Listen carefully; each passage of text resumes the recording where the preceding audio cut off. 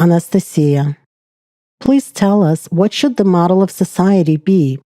Today, there are many forms of state and political structure, governance of society, political regimes, and ideologies.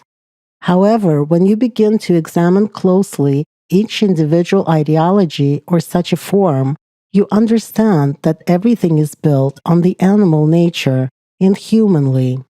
Even if, in theory, everything is beautifully drawn up, in practice, judging by historical events, it turned out like in the saying, the proof is in the pudding. Rigdon. That is because everything that you have listed here is built on politics, that is, on control, power, and the undivided rule of politicians and priests over society. Haven't you noticed that even the words are written separately, state and society? Plus, the state is viewed as a political superstructure of the society and rule of authority over people. Take a look at the etymology of the word государство, state. In the Russian language, for example, государство, state, is a possession of государ, a sovereign. The Old Russian word государ denoted both a particular person with power and a contract formula, for example, господин Великий Novgorod. This word is connected to gospodar, that is, what an owner, master, or the ruling prince was called. The Persians in the ancient East had an even more precise definition, the owner of sheep, gospodar. And do you know how the word politics originated? Anastasia. Well, as far as I know, from the Greek words politike, techni, meaning the art of ruling the state. And then some refer to the fact that these words, in their turn, are derived from the Greek words poly, meaning many, and techni, art, craft. Others believe that it originates from the Greek word polis, which ancient Greeks used for their city-states. Rigdon. This answer is quite predictable. This information is introduced to the human consciousness through many textbooks and books. But let us delve deeper into details. Where from did ancient Greece receive such a form of social governance?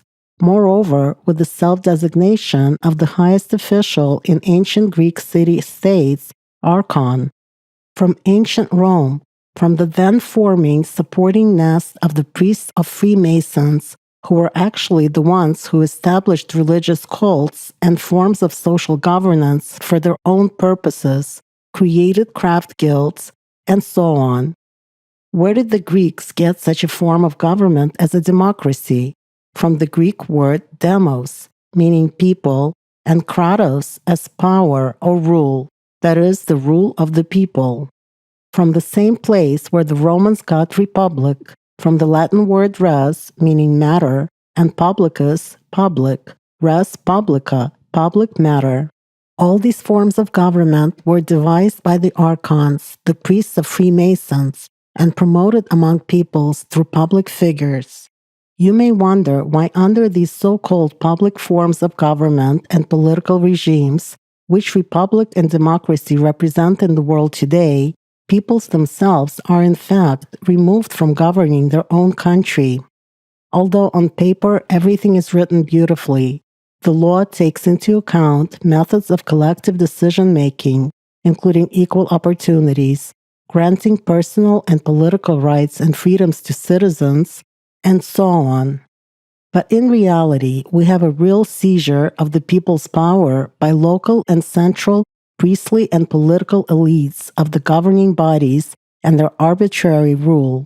These self-appointed elites almost openly divide public property among themselves, exploit people by neglecting their interests, and use the state resources for their own or their clan's selfish purposes simply for the sake of profit.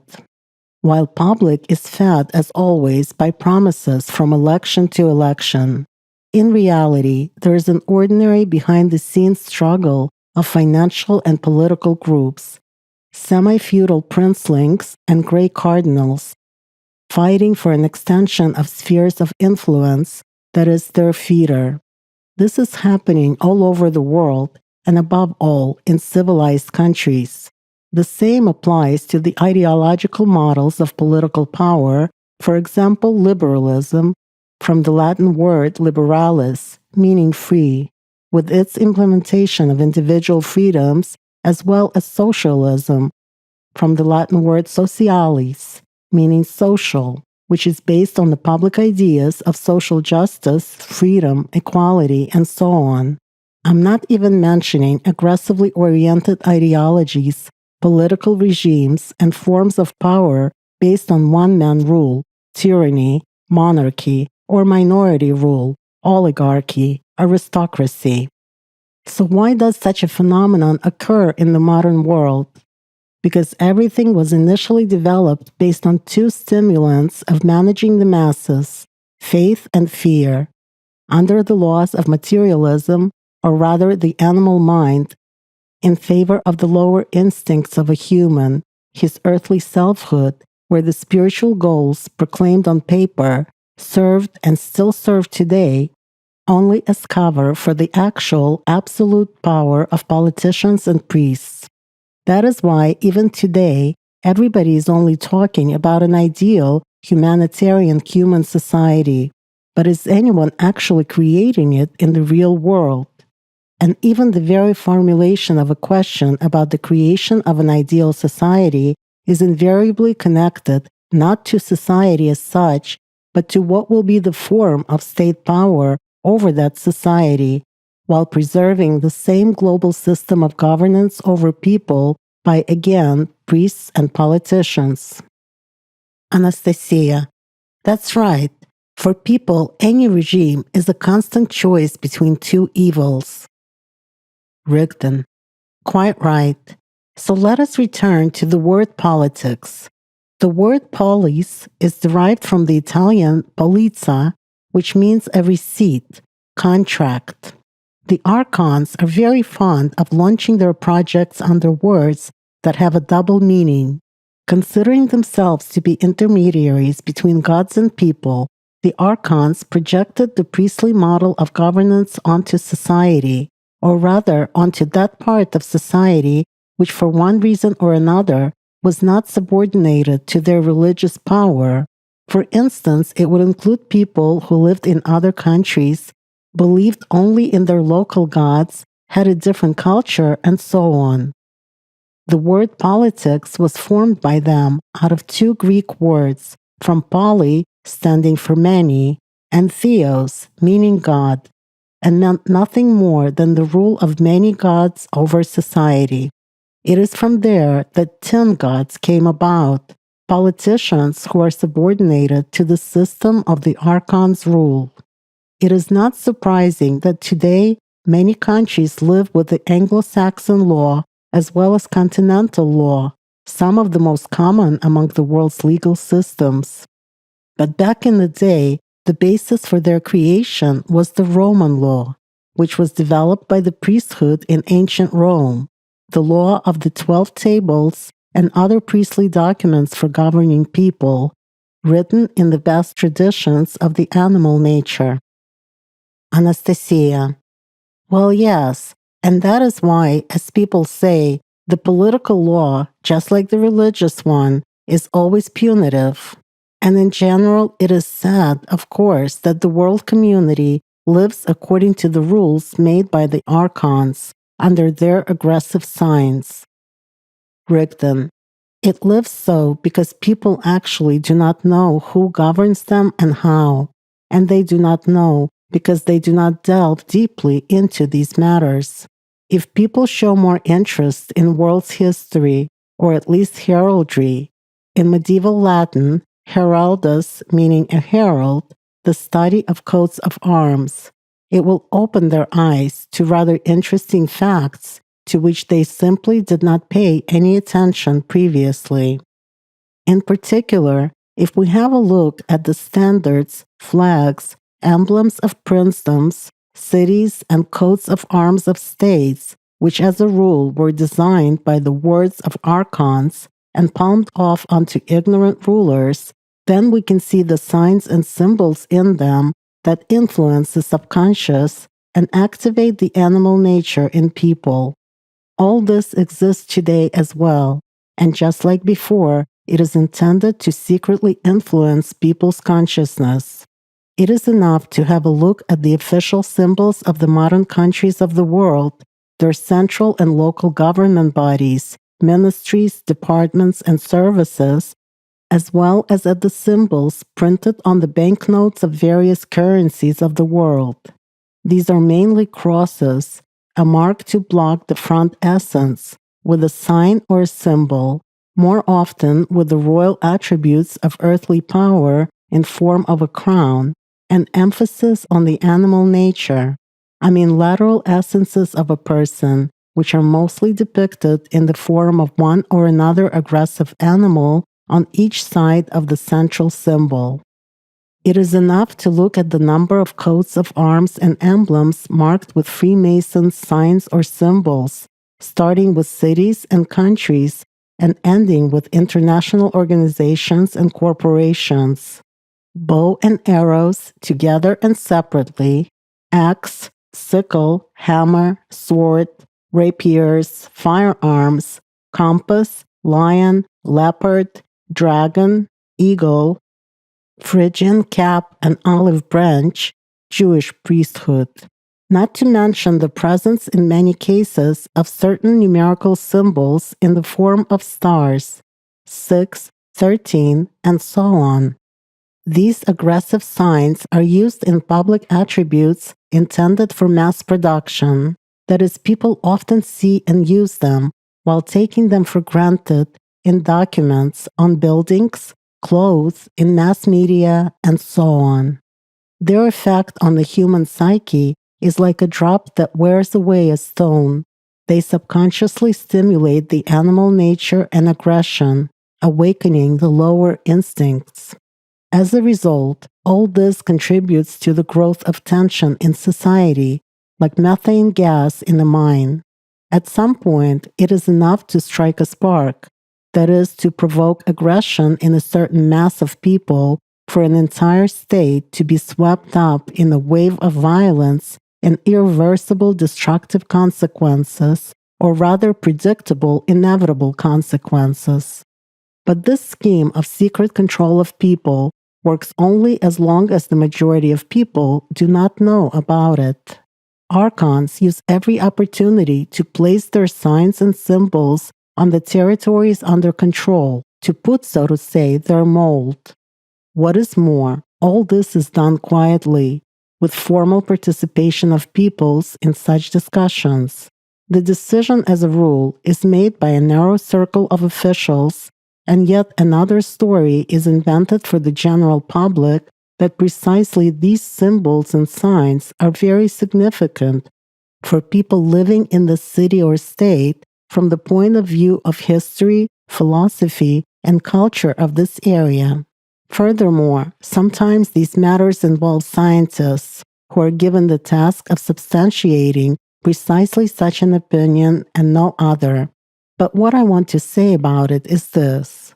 If people themselves, regardless of someone's opinion, become interested in history of their country and their people and in symbols and signs, if they expand their horizons in these matters as well, responsibly approaching the process of cognition from the perspective of the observer of the spiritual nature, it will be more difficult to deceive them. After all, we're talking about the land where they, their children, and grandchildren are to live. In other words, when people know the truth, at the local level, they will put things in order themselves. For the main power is in the majority, in society itself, and not in a bunch of priests and politicians' minions. Anastasia. So the archons have made levers of control over the global society for themselves out of the world's politics, and from states as such, they've made tools of violence over nations and the means of enrichment for themselves and a handful of puppets in power whom they control. Rigdon. It is no secret that in any country of the world, the real politics is done behind the scenes, where its decisions and deals are not discussed with the voters. Anastasia. Yes, and society itself secretly promotes the model where the strong destroys the weak, starting with relationships in a small group of people, a family, firm, organization, and ending with relations between countries when strong states devour the weak ones and compete among themselves. In other words, the same laws of the animal mind. Rigdon. Absolutely. Evidence of such a system, which has been artificially created by people themselves and which works as a conductor of the will of the animal mind, can be seen if one knows the whole truth of what politicians have been doing. Perhaps for a better understanding, I will give a typical example from history. Several centuries ago, in medieval Europe, there were many feudal principalities governed by rulers of all kinds. Each such princeling and politician had his soldiers, flags, coats of arms, retinue, and something resembling a government. His princely mercenary army was called a gang of bandits from the Celtic band, meaning a bond. So what did they do? Princes were constantly at war among themselves, and thus expanded the territory under their control, establishing taxation on the occupied lands for local merchants, craftsmen, and peasants. That is, they collected tax payments from them for their patronage and protection from other princes who in fact were also bandits. And you had better not refuse such princes' benefaction, since the one who protected and threatened was the same person. But the point is that there were many such hunters for other people's belongings, for there was major competition among the princes, so to speak, to provide military security services to the public. Today, one princeling politician organizes bloody showdowns, and tomorrow another one. And they all longed to be the defenders of the orphaned and oppressed. But in fact, it was a real robbery under the guise of protecting the population. As they say, a gang is still a gang. And today, nothing has changed in the world politics. Only now, open abuse of peoples is called peaceful taxation, but the system of extortion has remained the same. This violently peaceful, voluntary, compulsory collection of money is a robbery of the population of the planet on small and large scale. It is just that today, all this came to be called by more beautiful words: monopoly on legitimate abuse, monopoly on customs duties, food, information, and so on. Anastasia. That is true. In many countries, a fee is taken from people even for a simple formal piece of paper, to process documents, confirm your own rights, and even to accept a complaint for consideration. This surely doesn't make the citizen's life any easier. Rigdon. Well, gangs will be gangs. They have remained as they were, only now they're robbing the population already on a different scale, using the laws written by them, although it is all about people themselves, who are the majority but do nothing, while the archons are a minority but constantly acting and very aggressively. That is all the difference. It is necessary for people themselves to wake up, broaden their horizons of knowledge, actively participate in the management of the world society, combine their efforts, be friends with each other, regardless of nationality, race, and country of residence. Then mankind will eventually come to that model of a just society of which it has dreamt for so long. Archons have made sure that many people would work for politics. In other words, that a significant human potential would be involved. Besides, the innovative human resource is mostly in their power, because the world science, in general, is sponsored and controlled by the organizations and funds dependent on them.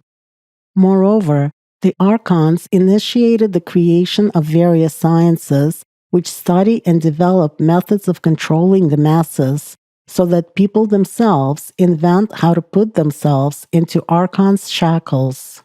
For example, let us take sociology. from the Latin word societas, which stands for society, and logos, which means the study of.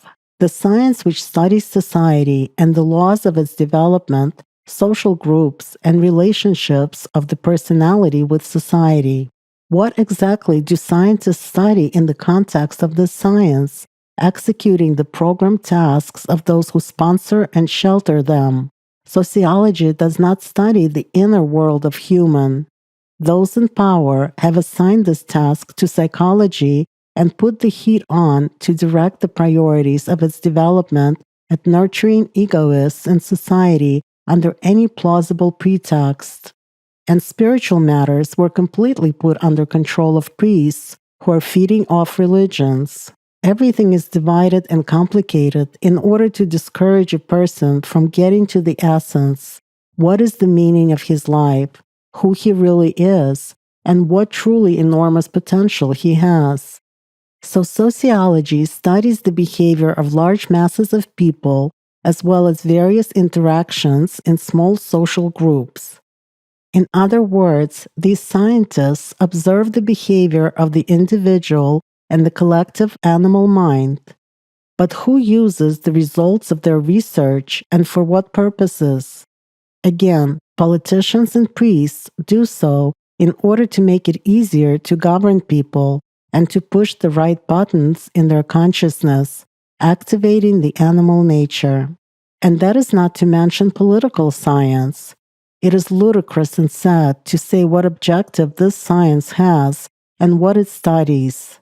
For example, predicting a change of ruling regimes, the outcome of the political struggle of parties, inventing and producing political images for candidates, engaging in pre-election campaigns, and thinking up the speeches, not deeds, and new promises with which to win the public sympathy for a candidate during an election campaign. But political scientists, just like sociologists, psychologists, journalists, and other participants of this political show, are people of people. A politician only pays for some people to create a myth about him for other people so that he can get to greater power for the sake of his own interests. So it means that he is nothing on his own without the support of people who promote him with their own hands. Moreover, later people themselves carry out the orders of this politician and also suffer from them. In the world, elections of politicians have long been turned into a one-time massive political show called people's power. What is its hidden purpose? What is its influence on nations? What do masses see? Televised casting of candidates, some elements of reality show with juicy details of private lives of the main characters, their competition with each other in shocking statements, an endless stream of mutual accusations, and so on. That is, everything is done to stimulate the animal nature in people, make emotions and thoughts go around in a vicious circle, so that as a result it would be easier to control this mass, regardless of who among these political puppets of those in power will win. Who today defines the vector of development of the global society? The archons do, and they manipulate the world politics as their own tool of power over nations. The archons are subordinated to the system of the animal mind, and they implement their ideas through politicians. But the majority of people do not know about these things happening behind the global scenes. They are deliberately fogged only by that theater of actions which takes place on the political scene of their country, thereby limiting the range of their cognition of more, narrowing their consciousness, and consequently depriving them of the desire to compare and analyze the events on the scale of the world society. So people see politicians developing laws by which the society is to live, but they do not even go into the question of why it is precisely these laws and why these particular politicians carry out these projects, why similar things are being implemented or have already been implemented in other countries of the world, And how has it affected the life of society in reality? What dominant did it activate in it? At best, they let people understand that the politicians of their country defend the positions of a particular gang which they represent. But again, who makes all these programs a reality? Management of the current affairs of any state is carried out by the officials belonging again to the people. And who are politicians in any country? Politicians are people from the elite, who in their majority have mainly come into power in order to secure their business and satisfy their megalomania. Because such people who became dependent and fell under the power of the system of the animal mind are no longer satisfied with money. They already want to have something more. For example, the ability to control a large number of people and secretly enjoy these people's servility. Many of them do not even understand that they're only conductors of the will of the animal mind. Whether a person realizes this or not, his soul definitely suffers from this choice of the personality and an unwise waste of life forces which separates it from the spiritual world evermore. After all, life passes very quickly, and power is given for a short time, but the price for it is disproportionately high. A life's moment of human weakness turns into a long agony of a subpersonality and prolongation of the soul's ordeals in the captivity of matter. Too high a price will have to be paid for choosing those illusions which, like vapor, appear for a short time and then disappear in the darkness of existence. Those clever politicians who manage to see this global bluff and understand the current destructive direction of movement of the world society along the path of reverse swastika and realize wherefrom the root of all the evil of formation of negative world events grows, in their turn also do not know what is to be done.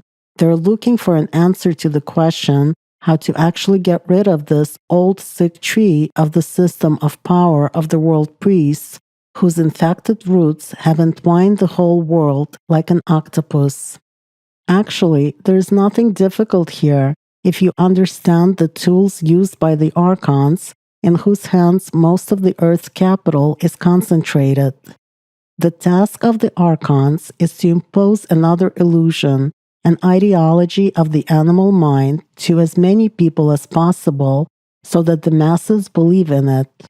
For example, to convince the public of the advantages of the material way of thinking and the consumerist format of public relations, to frighten people with another world crisis, to convince of the necessity of starting a war or an ethnic strife, to set the followers of different religions at loggerheads, to arrange bloody strife, conflicts, color revolutions, and so on.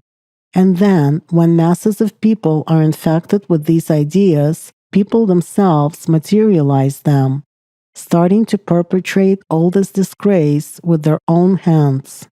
The main thing for the archons is to activate the animal nature in people, or rather their collective animal mind. After all, they only write scenarios and sponsor their politicians, and it is their overall world political web that is the active tool to influence the masses. After all, who is a politician? An actor, one who plays the role written for him.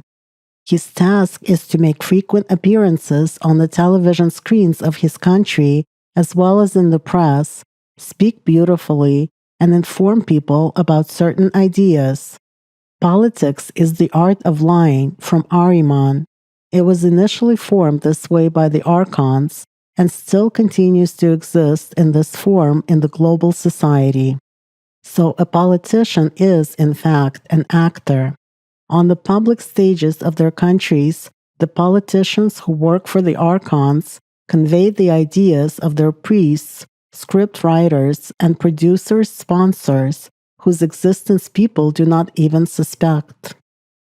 The public, while listening to the performances of such actors, thinks that everything said is a great idea of these politicians, which so convincingly calls for war or ethnic strife, supposedly in the name of a happy future of this nation, but none of them mentions that war brings death and any strife brings instability and economic recession in society. The crowd listens and hears the illusions, catching the ideas which activate the animal nature and which by and large come from the programs and purposes of the will of the animal mind. Imagine the archons proposing to each sensible person on the planet individually an idea that he should go to war with his brother so that archons could live well. Where would everybody tell them to go? That's right, to a certain well-known address. What intelligent person would want to destroy the peace and quiet of his family, relatives, and friends? What is war for most people? It is death, destruction, and grief. And what is the provoked war among nations for the archons?